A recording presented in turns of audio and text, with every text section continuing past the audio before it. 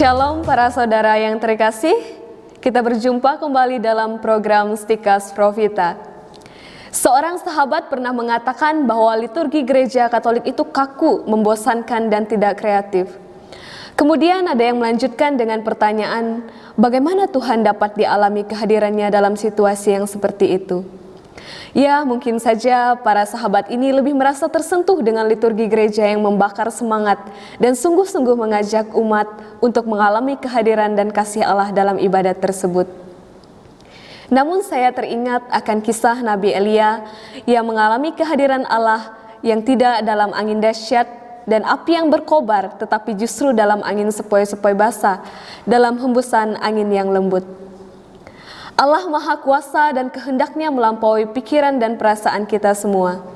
Untuk itu kita perlu mengenal kekayaan gereja Katolik supaya kita dapat menyadari dan mengalami kehadiran Allah dalam hidup iman kita, termasuk dalam liturgi gereja Katolik. Santo Agustinus mengatakan bahwa tradisi tersirat dalam ibadat. Ini berarti liturgi dalam gereja Katolik merupakan salah satu contoh dalam pelaksanaan tradisi suci.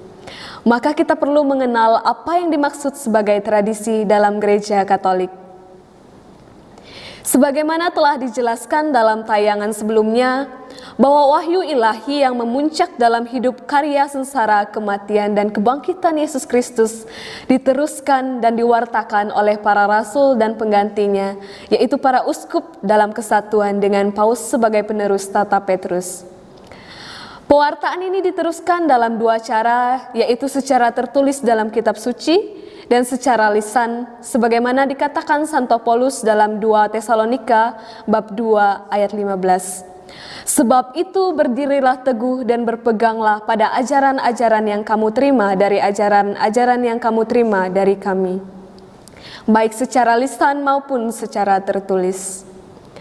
Gereja Katolik dalam Katekismus Gereja Katolik artikel 76 dan 83 dan juga dalam De Verbum artikel 8 mengajarkan bahwa tradisi berasal dari para rasul. Para rasul mendapat tradisi ini berdasarkan ajaran, tindakan, dan contoh-contoh yang mereka terima selama kebersamaan mereka dengan Tuhan Yesus Kristus. Ajaran, tindakan, dan berbagai contoh yang diterima dari Yesus Kristus tersebut oleh para rasul direnungkan dan dipelajari dalam bimbingan Roh Kudus dan kemudian meneruskan dalam pewartaan Injil. Perlu diingat bahwa generasi Kristen yang pertama ini belum mempunyai perjanjian baru yang tertulis, dan perjanjian baru itu sendiri menjadi kesaksian tentang proses tradisi yang hidup itu.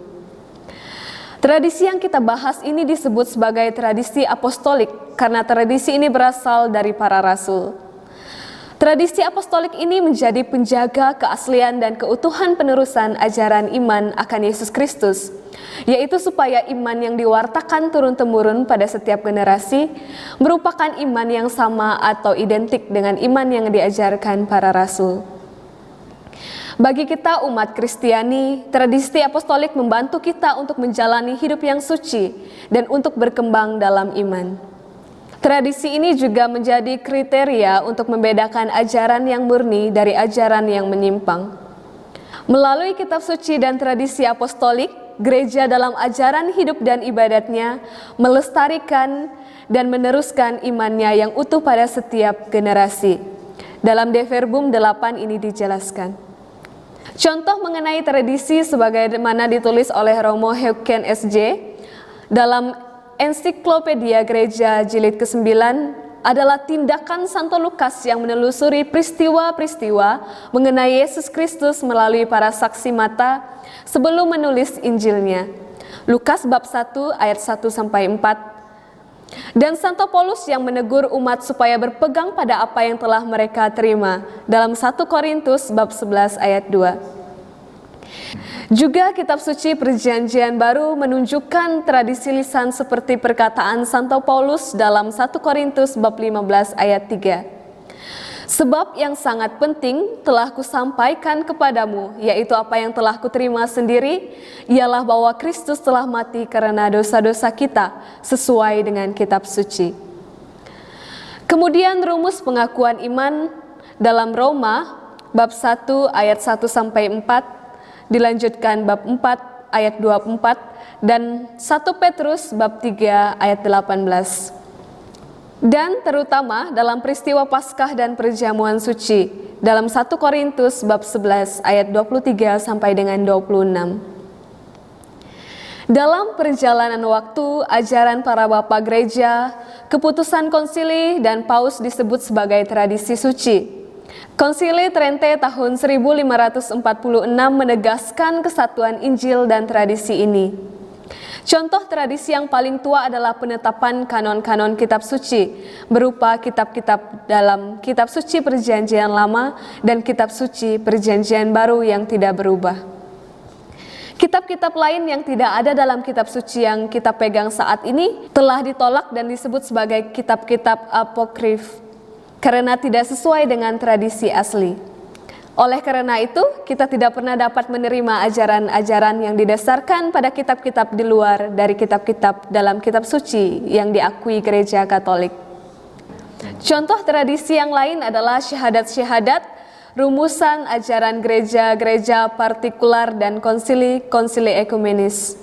Kemudian karena perkembangan gereja di seluruh dunia, muncul tradisi-tradisi yang merupakan bentuk ungkapan-ungkapan dari tradisi suci sesuai dengan tempat dan zamannya, berupa tradisi-tradisi teologis, disipliner, liturgis, dan religius pada gereja-gereja lokal.